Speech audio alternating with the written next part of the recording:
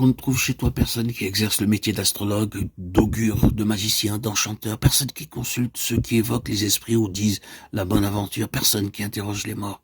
Car quiconque fait ces choses est en abomination à l'Éternel, et c'est à cause de ces abominations que l'Éternel ton Dieu va chasser ces nations devant toi. Deutéronome 18, 10, 12. Comprenez-vous quelle est l'attitude de Dieu envers les machinations de Satan et ses contrefaçons? Toute la guerre de Canaan se résume dans ces paroles. C'est à cause de ces abominations que l'Éternel ton Dieu va chasser ces nations devant toi. Dieu ne luttait pas contre la chair et le sang, mais contre les puissances sataniques. Jéricho, en tant que ville principale du pays, et le pays tout entier devait être rempli de ces emblèmes, autels, idoles, obélisques, statues et nombre d'autres accessoires de culte, qui témoignaient autrement que le pays était en la possession du prince des ténèbres et que ses habitants étaient comme imprégnés de ses forces surnaturelles, du sous-monde auquel il s'était livré. Dans cette phrase se trouve condensée la seule vraie signification de la guerre de Canaan.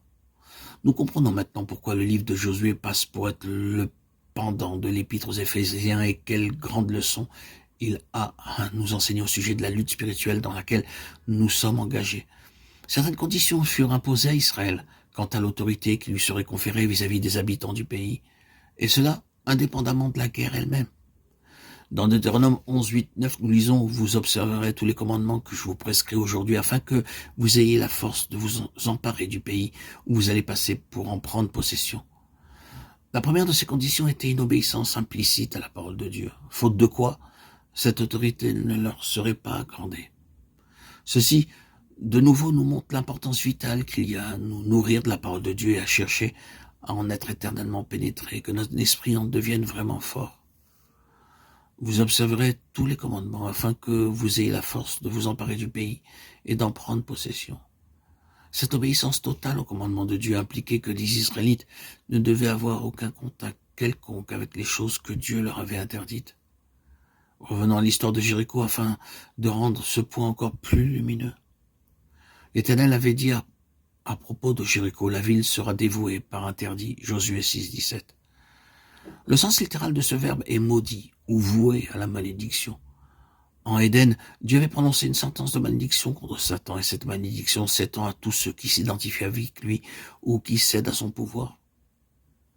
La ville de Jéricho fut donc vouée à la malédiction parce qu'en elle étaient rassemblées toutes les abominations de Canaan qui étaient des abominations à cause des hordes ténébreuses de l'enfer qui les inspiraient et les contrôlaient.